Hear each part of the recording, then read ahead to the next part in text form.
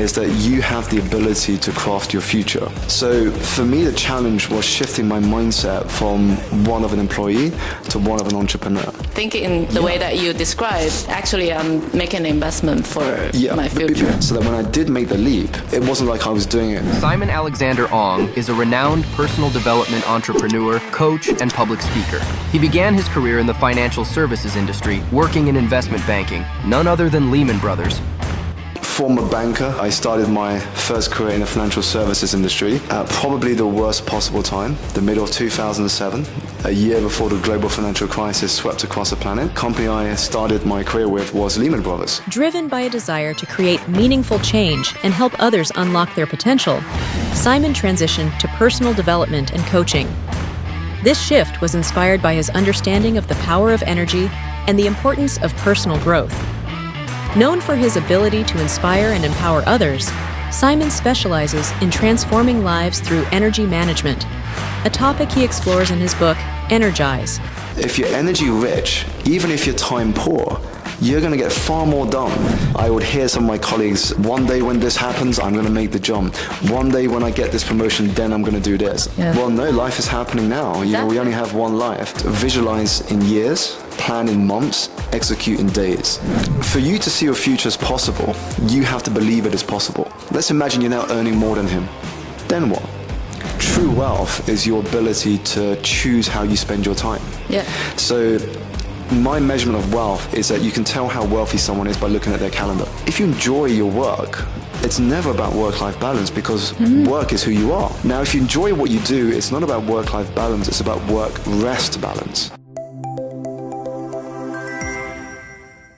I have Simon with me. Thank you. I'm looking forward to it. Yeah, welcome to the show and welcome for our audience. They're all my friends, so it's kind of like an experiment today. I'm very excited to talk to you because we know each other actually from the part-time YouTuber. PTYA. Yeah. I listened to your podcast with Ali a year ago, the one they talk about this book. Oh, yes. Energize. At that time, it's already published, right? Yeah, it was already published and it was good to share my journey, but also the insights from the book with him. So I read the book and then I was like, there's one sentence in your book, you said, and there's a lot of unknown in life until you try. And it really prompted me wanted to do this because when I reach out to you first, I don't know whether you will say yes. Like, so you're kind of like, every time when I saw your YouTube video, you have 100K views.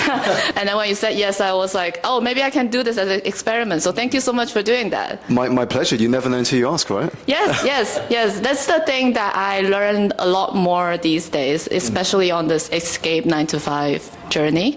And I feel like everyone deserves to know that there's a different life that you can live. That's the purpose of me starting this podcast, because I'm thinking a lot of times we were known from the textbooks that this is the jobs that you can do that will pay the bills, and nobody is really showing a different portfolio life to people, and which is why we have you. Sorry, forgot to introduce you. So Simon is personal development entrepreneur, author of the book, and then you also won some very good titles on life coach. If you can also introduce yourself to our audience. Yeah, sure. So, former banker, I started my first career in the financial services industry.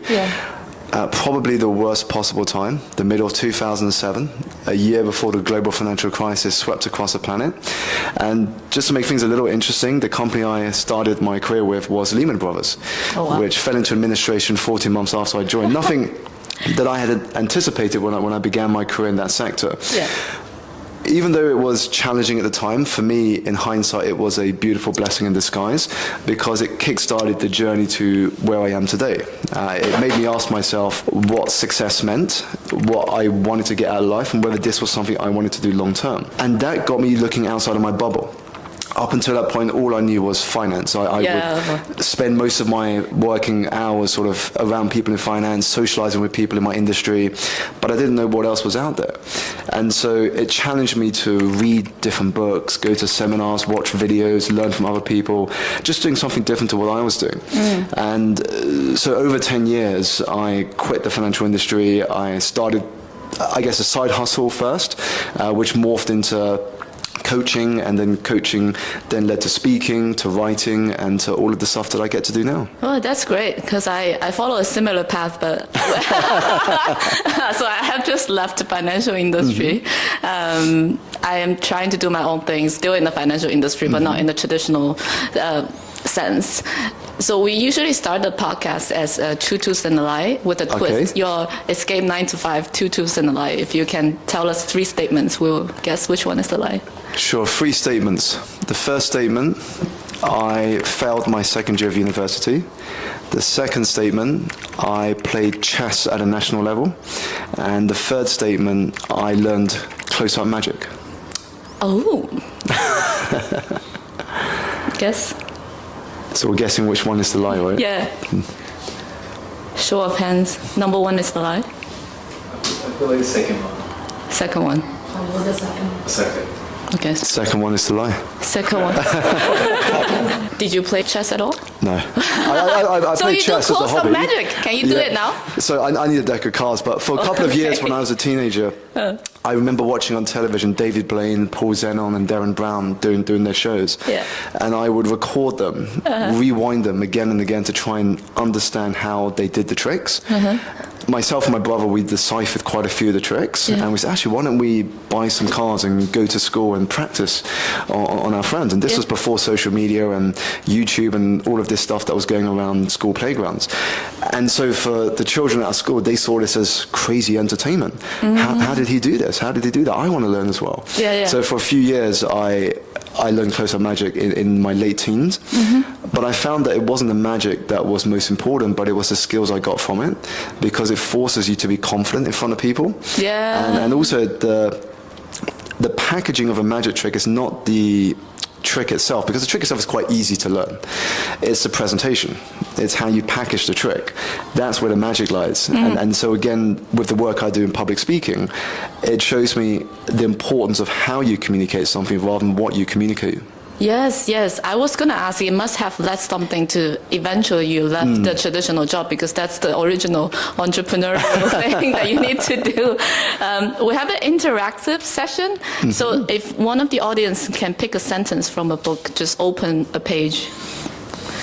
Approve, you do it. The first line that comes up, you are both a sculptor and a sculptor. And you can tell us something with regard to your escape 9 to 5 journey. Yeah, so you are both the sculptor and the sculptor. Now, for me, this is an empowering sentence, because what it tells the reader is that you have the ability to craft your future. And the way that happens is by focusing on the things that you can control. The reason we don't make progress is because we spend too much time worrying and focusing on things that are outside of our control. And when I was doing my transition from corporate to entrepreneurship, I realized that outputs would be very much out of my control. All I could focus on were the inputs. What were the habits? What were the choices? What were the rituals I wanted to embrace in order to stack the odds in my favor that the outcome would be possible? So this is what I mean by sculpture and the sculptor. We are the sculptor, and we are the product that we are sculpting every single day. And once we realize how powerful that is, we can start to choose our thoughts. I go on, I think, later in that chapter, to say that there is no one common reality, there are only customized realities. So when an event happens, an event has no emotion, an event is an event. But as humans, we have to derive a meaning from it. And that's why some events, an event for some people will be bad, an event for others will be good. But the meaning that we bring to it derives our reality. Yeah, well, that's such a powerful sentence. Great book. So talking about how do we tell our own story, we move on to the next session, is why then. So you touch upon a little bit that because Lehman Brothers, you joined the financial industry. That's possibly why you left the industry. But if you can tell us if there's a pivotal moment that shaped your decision. Yeah, I mean, in terms of the leaving the industry specifically, I think one of the pivotal moments for me was going to, there was a seminar I remember attending, which was close to where I lived. So it was in southeast London, it was at the Excel Centre. And it was a 3-day event with speakers on stage talking about business, entrepreneurship, and personal development. And I remember sitting, I think it was one of the front few rows at this event. I was looking at the speakers on stage, and I said to myself, I think I could do that. That looks like such a cool job to be on stage, easier than inspiring and empowering people. Yeah. And so once I started to realize actually this could be something I could do, I just didn't know what the steps were to get there. It made me think about the plan to make this a reality. But I just had to see it happen first. And sometimes that's where inspiration comes from. You put yourself out there, you see what people are doing, and part of you realizes this could be me. Yeah. This could be possible. Yeah. And so what I had to do is now build a foundation that would allow me to slowly morph from being an employee to an entrepreneur. But it was, first of all, the kick was just seeing it was possible. And that got my brain thinking of how I could do that. Yeah, it's usually, what the sentence say that you're the average of the 5 people around you, right? So before you will show what's possible, you never know it's out there. Absolutely. Yeah. And then if there is transition is always very hard, at least for myself. I think for you, and if you can share a moment that at the beginning you think it's really like everything's collapsing, but actually when you look back, it's a blessing in disguise and a good experience. What I would say with regards to the question of everything collapsing, you are always going to have challenges at whatever stage of the journey you're at. Whether you're just starting, you've been doing business for a few years, or you're scaling your business abroad and having international clients, you're always going to have challenges. For me, it was more of a mindset shift that I think was the toughest. Because when you work for someone, you have an element of stability. You know what you're going to get paid next month. You know you're going to have some perks and bonuses with the job.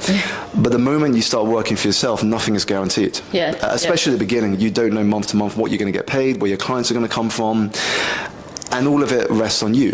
When you're in a company, there can be other people picking up the slack. But when you're working for yourself, if you don't do anything about it, nothing gets done. So for me, the challenge was shifting my mindset from one of an employee to one of an entrepreneur. And it's tough because I come from an Asian background, and I don't like taking a lot of risk. But I knew that my dad and my family would say, why are you giving up something that pays you quite well to do something that is very much uncertain? And so there's an element of figuring out how do I de-risk as much as possible the transition without putting too much on the line. And this is why I think there's too much glamorization about this jump off a cliff, going cold, figure it out as you go along. That's a nice idea, but I think the reality is if you look at a lot of people's journeys, they've tried to de-risk things as much as possible. So for me, I said, okay, my plan is in the next year, I want to quit my job and start my own business.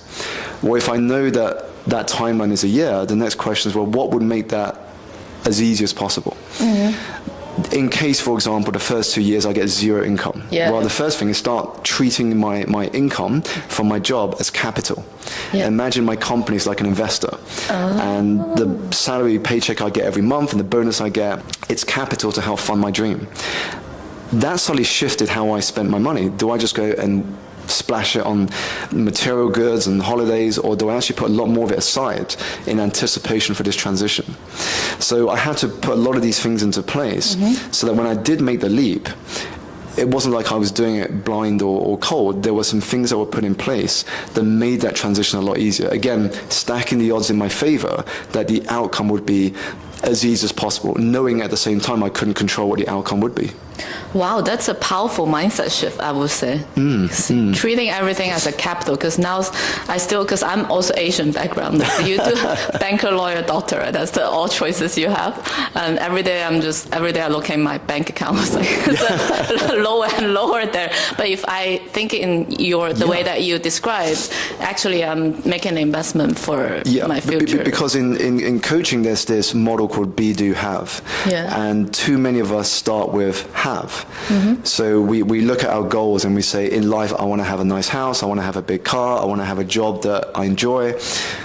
But if you start there, it doesn't mean you're going to change or adopt the required habits to make that reality. Whereas if you start with be, which is who must I become in order to have the things I want to have, that's where the shift really happens. And that's from a place of identity. And so I had to make that shift from coming from a place of I'm making a transition to I am the CEO of this business. And I think the moment you work from that identity, then you're making very different decisions. Would the CEO of your business splash all the income on unnecessary things, or would they actually create a plan on how to use that money? Yeah. Because you're only going to have that money for the next year before you quit. Before you run out of money. Yeah, before you run out of money. So are you using the money you have now and the visibility you have wisely to make that jump as easy as possible, knowing that there's going to be unknowns, so you have to create some buffer for the unknowns, but you're doing the best you can with what is in your control. I have this question for you. If you have a theme song for your escape 9-to-5 journey, what would that be? Well, I'm a big fan of classical music, and the tracks that I love listening to, because I think it evokes so much emotion, are tracks by the composer Ludovico Einaudi. Yeah. So anything by Einaudi it's just beautiful because it touches on the spectrum of emotion. And there's one called Life. So if you go on Spotify, you look up Life by Ludovico Einaudi. Yeah. It's beautiful because it's a piece that touches on everyone's experience and background who wants to achieve something better. I mean, it has no words, but just when you hear the music, there's so much visuals that come up in your mind. So let's move on to the next segment, is What Now? I know you because I listen to your podcast and then I read this book called Energize. I think everyone should read the book because it's just so good. Most of the people, at least me in the past, when I was working a 9-to-5, I have some parts of life a day that I control, and most of the parts of the I do not control, and it's very easy for me to feel unenergized. So you must be a master of being able to regenerate the energy. I had to be, because when I quit my corporate job, I had to balance doing the coaching on the side, which is tough when you're doing a job in finance, because it's high stress, it can be long hours. So how do you fit in all the other stuff? And I realized that instead of time management, I had to focus on energy management. I'll give you a scenario. If you are time rich but energy poor, whatever time you have, you're going to waste it. You're going to procrastinate, and you're going to feel frustrated as a result. But if we flip it, if you're energy rich, even if you're time poor, you're going to get far more done in that time than most were in weeks or months. And so I realized I had to shift my focus. So when I went to work, I said, okay, how would I know that by the end of this week, I've made some steps forward in changing that side hustle to slowly become a full-time hustle? And so I looked at the things in my control, and I said, well, because there's these projects going on at the moment, I'm going to look to get, while my energy is high in the mornings, all of the work I need to get done for my day job as fast as possible while I have the energy. And in the afternoons, because I know my energy is going to dip, I've got that buffer to kind of focus on the side hustle, because I've already done all the work I needed to do for my manager. And so understanding how to balance the two allowed me to make significant progress towards quitting that career and starting on the entrepreneurial path. I didn't want to be like some of my colleagues at the time. I would hear some of my colleagues during a week say, one day when this happens, I'm going to make the jump. One day when I get this promotion, then I'm going to do this. I said, well, one day. Well, no, life is happening now. You know, we only have one life. I don't want to be in your seat 10 years from now saying one day. I want to make that one day today. And so that's where I had to work smarter. Focusing on the times when my energy was high to get the work I needed to get done in my day job, and then using the rest of that time to then focus on the side hustle. Because when I focus on the side hustle, it actually gave me more energy. And I think this is the beautiful thing about energy, is that when you focus on the things that bring you joy, it actually gives you more energy. And that's where we go into states of flow. You could be doing something for hours and it feels like minutes, because it's just fun and it's something that makes you feel alive. I think the biggest difference is like you're focusing on something that you enjoy and that's for your future. It's different from you're working for someone that only give you instructions and you couldn't even see a future with them. So you work with a lot of different type of people, like CEOs and entrepreneurs. Do you customize your coaching for them because of who they are, and how do you help them to manage their energy? Absolutely. It is essential to customize, because everyone is different. Everyone's coming in with different strengths and weaknesses. Everybody has different goals, objectives, and ambitions. And so the first place I focus on is really understanding them. You know, it's important to understand the client, their world, and what they're looking to get out of it. And from that point, then we can decide the best way forward. Nothing I found can be too pre-planned. Often the best question comes in the moment. When you hear that answer and you're absolutely present, the right question will come to you. If you can share that one of the example that came to your mind who's a typical, like, from 9 to 5 and then entrepreneur? Have you coached those type of people? I've coached a couple, so I've had the fortune to coach an eclectic mix of people, everybody from TV presenters to, as you say, C-suite executives, people who want to quit their corporate jobs and start their own business. Yeah. And for me, the questions I like to put their way, especially for people who want to make a transition, is to inspire and empower them to take action. Because that's the one common feature amongst everybody who is successful. You can talk about a lot of habits and characteristics people share, but the one thing in common, regardless of any other habit, is a bias to action. Yeah. So if I can help them develop the skill of collapsing that gap between idea and execution, that's going to be to their benefit. And so somebody I was coaching was saying, Simon, I've been thinking for about 5 years now to start my own business, but every time I do it, I have money worries. I'm thinking about all the obligations I have. I have a child, I have a partner. And if it doesn't work out, then more people than just myself are going to suffer. And so it's really trying to manage that mindset, but also to simplify things to just actionable steps. Because so often when we think about a journey, we spend too much of our energy focused on the outcome, which can be overwhelming. Yeah. But we don't look at the steps that are going to help us get there. Yeah. So if you've never run a marathon before, as an example, if you focus too much on how long the marathon is and getting to that finishing line, and the pictures or videos of people suffering when they get to that finish line, it can put you off. Yeah.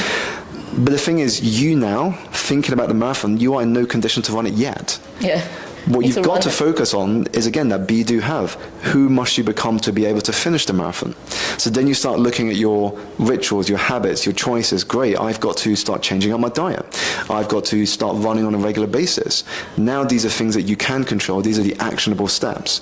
And so you have to start small. Mm-hmm. It's why one of the mantras I shared on social media recently was visualize in years, plan in months, execute in days. Oh. Now, the way it works is that if you don't do the execution, the plan doesn't materialize, and the vision is never going to happen. But it starts with the execution in today, the present moment. Mm-hmm. It's like 1% better every day. Yeah, we know that, but we end up having endless to-do lists. Yes. And that's what stops us creating momentum. We start the day or the week and we go, okay, these are all the things I'm going to do today and this week. And when we look at it at the end of the day and say, actually, I've only done 2 or 3 things and so many things I didn't do, it can impact your momentum.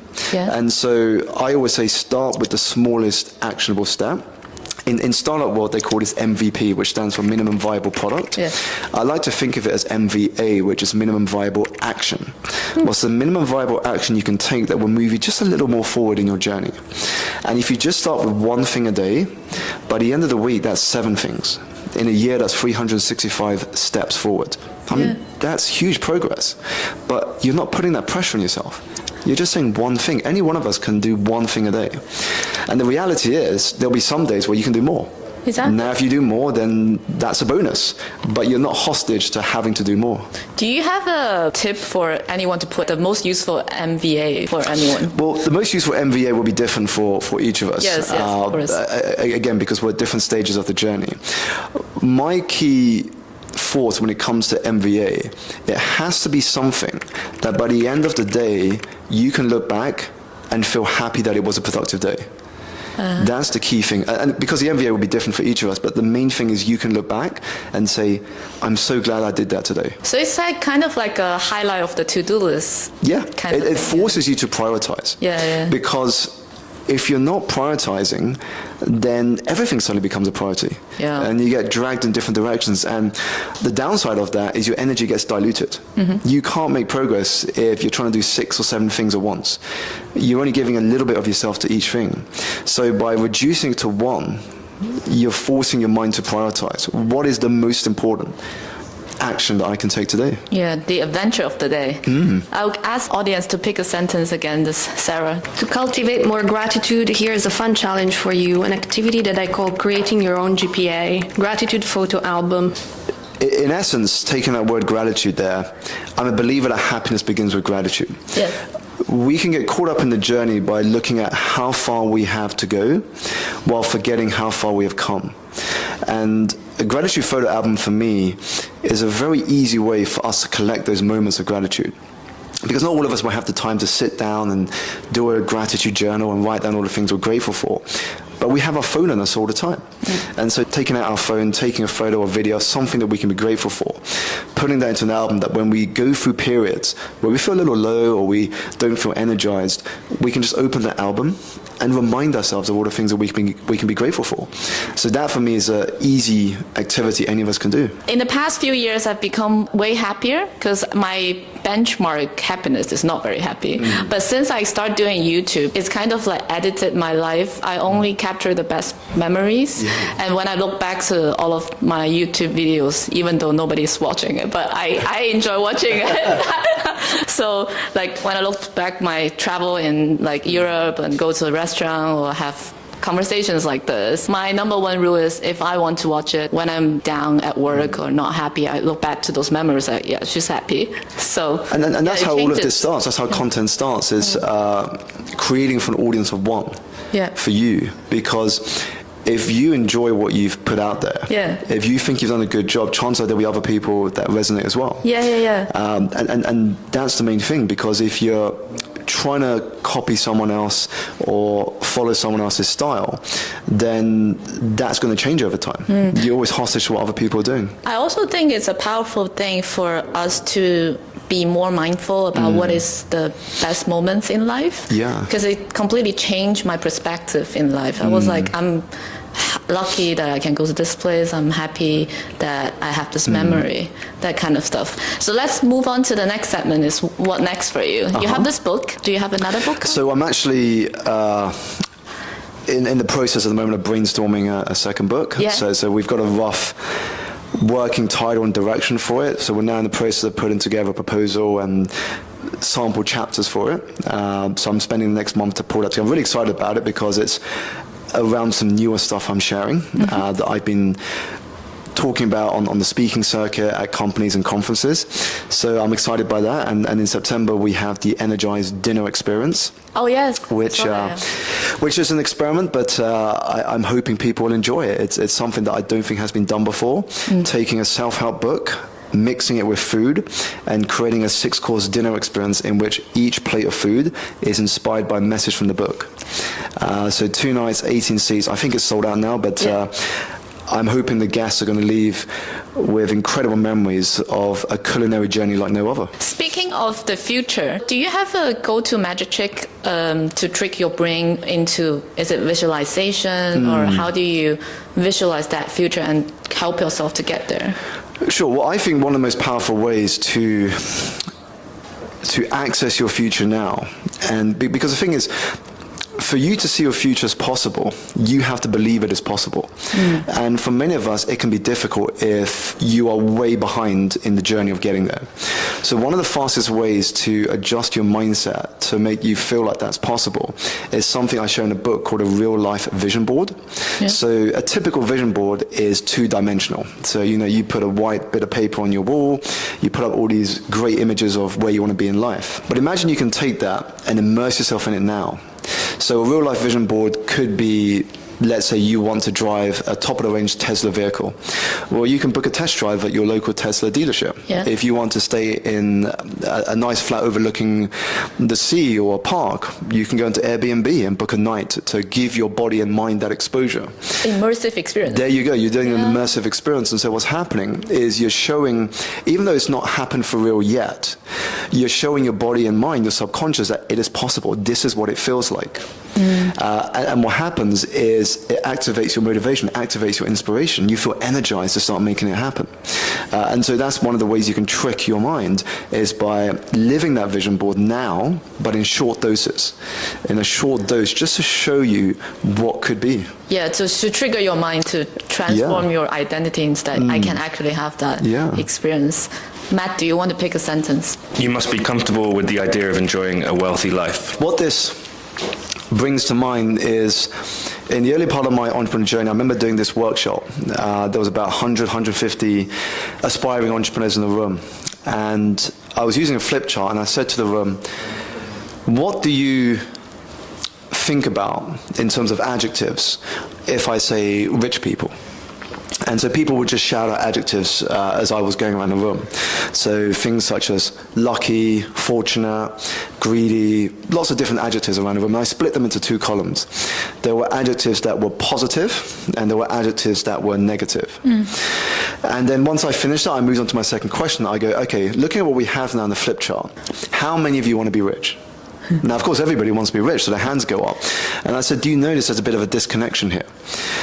All of you want to be rich, yet some of you in the room have negative thoughts about people who are rich. So how can you be something that you despise? Or how can you be something you don't really like? And so you have to be comfortable with being wealthy. You have to see money not as something bad, but it's just a resource. Yeah. It's like social media. You know, social media is neither bad or good. Yeah. It depends on your intention, on how you use it. Yeah. If you use social media just to consume, then of course it can be bad because it'll waste your time. If you use it to create most of the time, then guess what? It can bring value. It can create value. You know, we spoke about YouTube and your content. Yeah. When you put stuff on the internet, on social media, you never know who's watching and listening. Yes. Somebody could watch or listen at just the right time, reach out to you, and look, now you've got some business going. Yeah. So these things are just tools and resources. It's how you use them, how you approach them, that allows you to either leverage it or become a victim to it. And so this is why I say you have to be comfortable with being wealthy. You have to see it as something good. Otherwise, you're never going to be wealthy. You're never going to be rich because you have a bad opinion of it. Yeah, I think a lot of the times we are all a product of our environment. In some of the cultures, everything is about money. Like, for example, in China, even in the Chinese New Year, we get lucky money, so we never say no to money. And money's only... Yeah, but I think money is objective, right? It depends on how you use it. Yeah. And the same for like traditional industry. Doing this podcast is never for me to ask people to escape their life. Like, it's just to show you there's a different option. If you live your 9-to-5 life, you're perfectly happy with it and thriving. Of course, you just stay where you are. And what you said, that money has to have a purpose. I mean, I'll share with you two examples. If you look at studies and statistics about lottery winners, what you'll find is that most lottery winners who win the jackpot, within a few years of winning the jackpot, end up in a worse position than before they won that money. And usually it's the people that go public, because when you win the lottery, you have the option to go public or to stay private and unnamed. When they dive deeper into the study, what they found is that those who had a purpose for their money actually grew that money. But those who didn't have a purpose for it ended up wasting and splashing that money on lots of unnecessary things. And so when we think about money, money is like fuel. You know, you are the car, if you will. You need fuel to get somewhere. But if you don't know where it is you want to go to, how do you know how much fuel to put into the car? Yeah. And this is why money has to have a purpose. The second thing that comes to my mind is I remember talking to a friend who's still in finance. And I said to him, so what's your focus at the moment? He said, well, you know, there's a friend of mine in the industry and he's earning so much more than me. I want to beat him. We're doing the same job, but I don't know why I'm earning significantly less than him. And I said, okay, so let's fast forward. Let's imagine you're now earning more than him. Then what? Yeah. There was nothing next, because money is just a stepping stone. I said, once you've got all the money you want, then what? Well, what is that money going to be used for? What is the purpose for accumulating that money? And so if you don't have a purpose for it, when the money comes in, just go straight out, because there's no direction for that money to be moved into somewhere. I think that's the reason why a lot of the rich people, they're actually not as happy as they seem on paper, at least. Of course, they have no money issues, but if they don't have a purpose of how to use their money, the wealthy life is not as glamorous as it seems. And the thing is also that there's a misunderstanding of what wealthy means. You know, when we think about wealth, we tend to associate it with money. With the numbers in your bank account. But true wealth is your ability to choose how you spend your time. So my measurement of wealth is that you can tell how wealthy someone is by looking at their calendar, by looking at their schedule. If they're hostage to their schedule, they're not truly wealthy. But if they can choose how to spend their time, that's true wealth. Doesn't matter how much you earn. If you can't choose how to spend your time, are you really wealthy? Yeah, the freedom to do what you want with whoever you want, whenever you want, like the people here today. I think it's a good place to end. Let's go to a lightning round. Besides your book, do you have another book that you recommend us to read? I got lots. I read so many. The most recent one. I would say two that come to my mind because these are two I reread at least once every year. Oh. The first is The Go-Giver by Bob Berg and John David Mann. It's the red color book. I think there are 3 in the series. But the first book is, for me, the best one. Yeah. Bob actually eventually became a mentor to me for a few years. I mean, the essence of the book, and if you read a lot of books, you'll probably finish it in one night. It's not a long book.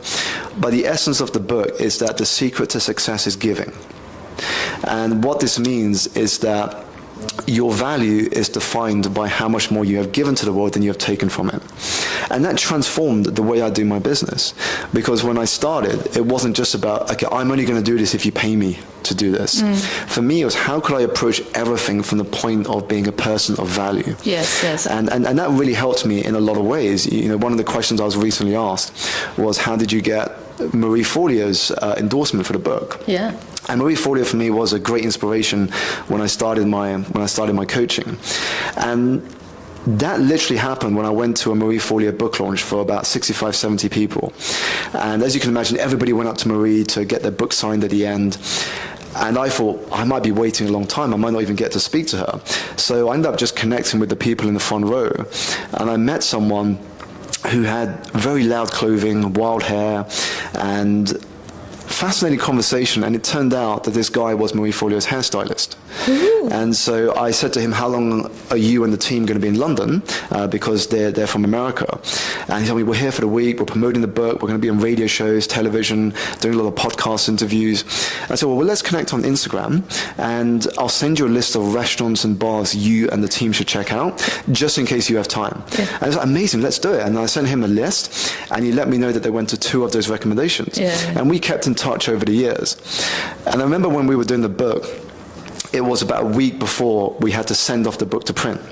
And so my publisher said, okay, we need to finalize all the endorsements by the end of the week, because once we send it out to print, any additional endorsements can only go onto the Amazon page, because we can't have it in the print version. I see. And so 3 days before, I dropped this hairdresser an Instagram direct message and said, hey, my publisher's reached out to Marie, but she hasn't responded. I know she gets lots of these requests. But if you have the opportunity, and no worries if not, can you check in with her to see if she's okay to provide a short endorsement for the book? And I heard nothing for a couple of days. The day before this was going to print, he dropped him a message back. And I said, Marie will send your publisher an email tomorrow morning. I championed, I pushed your case forward, and she's going to write an endorsement. That's amazing. And that literally came from adding a bit of value, which was, here's some restaurants and bar recommendations. But it also shows us that adding value to somebody's life does not have to be financial. It can be a small gesture. You know, you listen to where you can add value.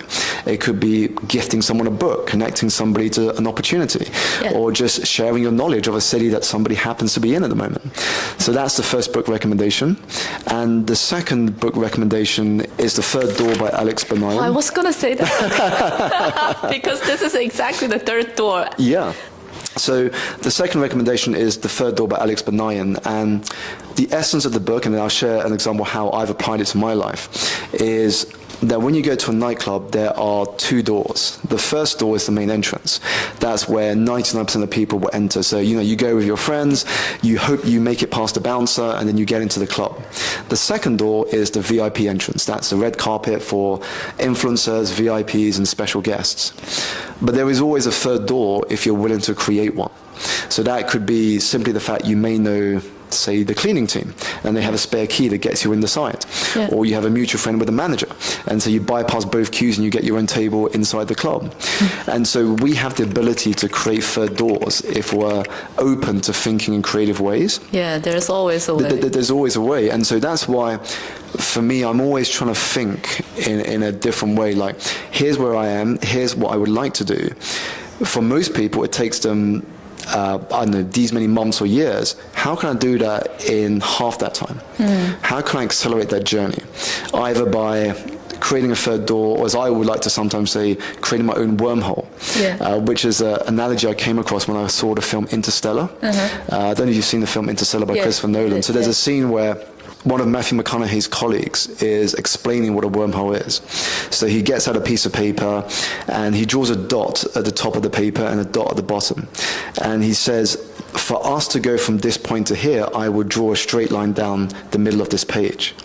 However, a wormhole, and he folds the paper in half and pierces the pencil through the two dots, gets us there instantaneously. So for me, it was like, I love that analogy. How do I start creating my own wormholes? And so for me, it was just about being present and being able to spot the opportunities that few will see because they're not present. So if I just go back to that example, when everybody went to Marie Forleo, the obvious move for me was to queue, wait, and just hope I would get some words from Marie. Or I could notice that there were people in the front potentially connected to Marie and her team that nobody was talking to. Yeah. And now I could go and talk to them. Yeah. And suddenly I'm doing something different. So it's how do you access that creative thinking to do what most won't, so you can collapse that time frame, get into where most people want to get to.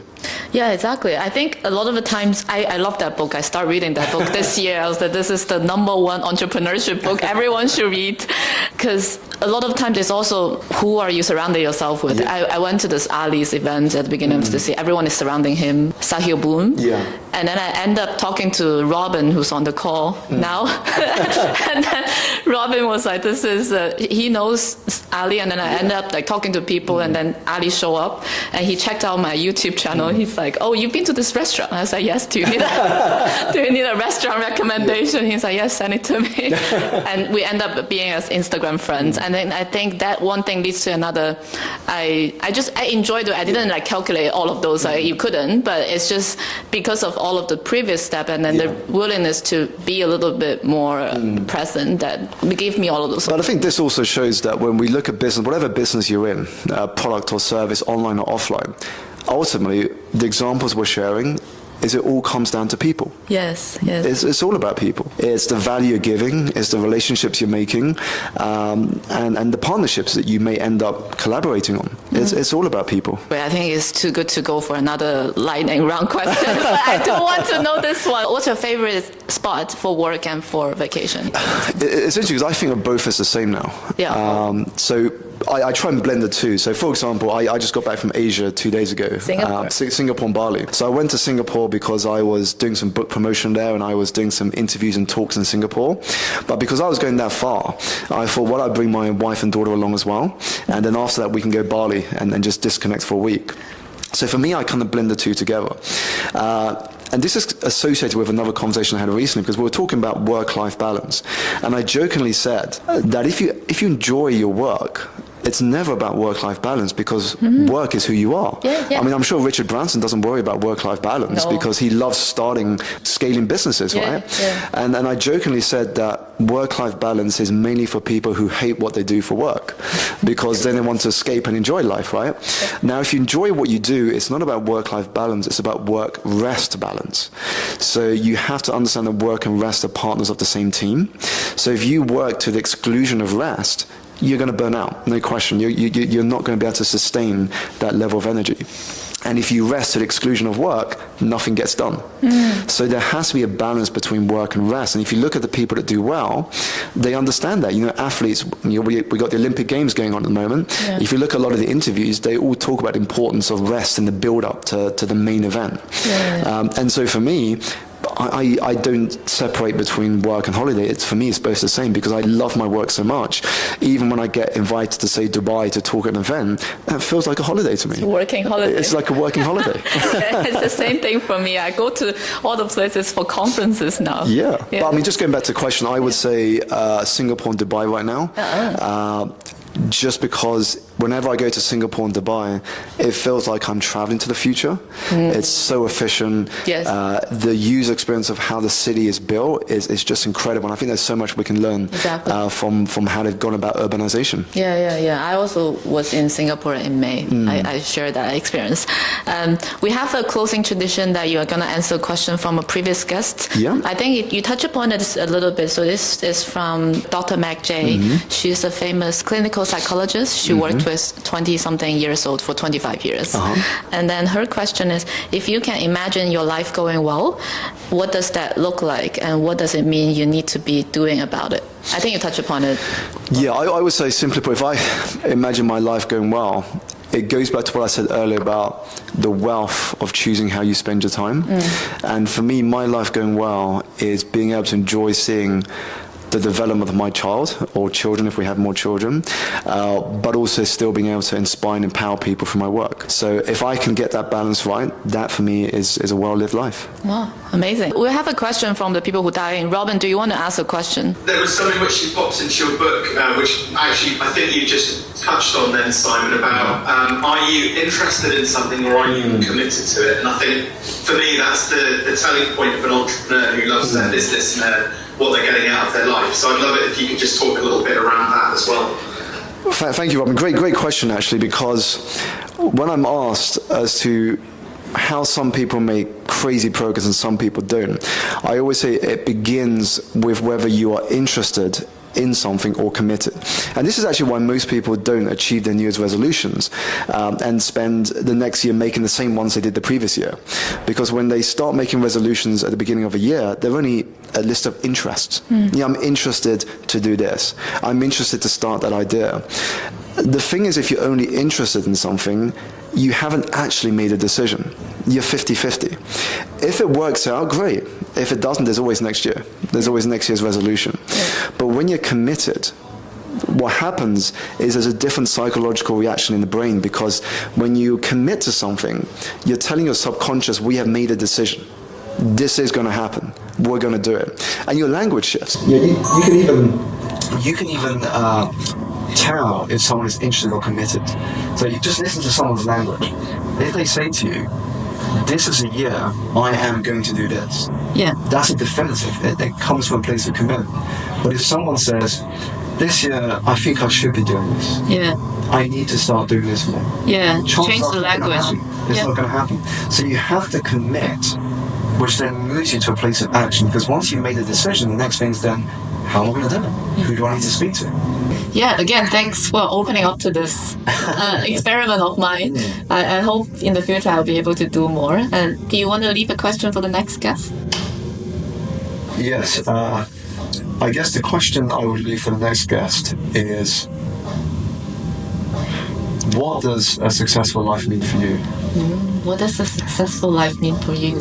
For our audience on the YouTube, please leave a comment down below and share with us. And this is Simon. Thanks so much for coming to the show. Yeah, thank you.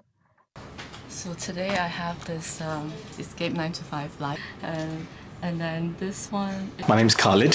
What do you do? I'm a cardiothoracic surgeon, but I'm also wannabe entrepreneur, YouTuber. If you capture on this camera. Segues for Alright, thanks for joining us. Ciao. Nice to see you all. Thank you.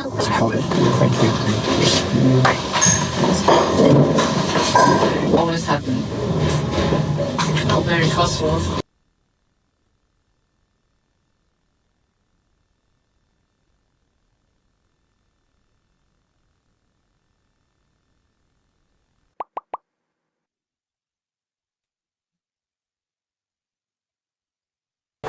So today I have this Escape 9 to 5 life. And then this one... My name's Khalid. What do you do? I'm a cardiothoracic surgeon, but I'm also wannabe entrepreneur, YouTuber. Wannabe entrepreneur. If you as a leader can be vulnerable, what happens is that you create deeper connections with the people you lead. And so instead of my daughter constantly asking me my thoughts and thinking I'm the only one or her parents are the only ones that have the answers, I will often flip it the other way and ask her for advice. Children are highly creative. I say to everyone, we're born with innate creativity. You don't believe me? Just look at children. They will always work out ways to get what they want, come up with ideas for play. It showed me in that moment that we are born creative. But as we grow older and we go into sort of formal education systems and we have this desire to conform to what other people do because we want to be seen to be cool, we want to fit in, then we lose a lot of that. And so I think if we can teach people earlier on that these things you have when you're young, don't lose them. Cultivate them, develop them, because that's what's going to help you later. If you capture on this camera. Segues for How did you come up with an idea after that? Like, is it just like from experience, or was it I'm going to write a book. So I think the behind the scenes, and I just cleared my diary for 3 weeks and got a book proposal ready. Because I didn't even think it was going to happen. So I just kind of focused on what could I do now, what could stack the odds in my favour, and then just see what could happen. So that's how the book came about.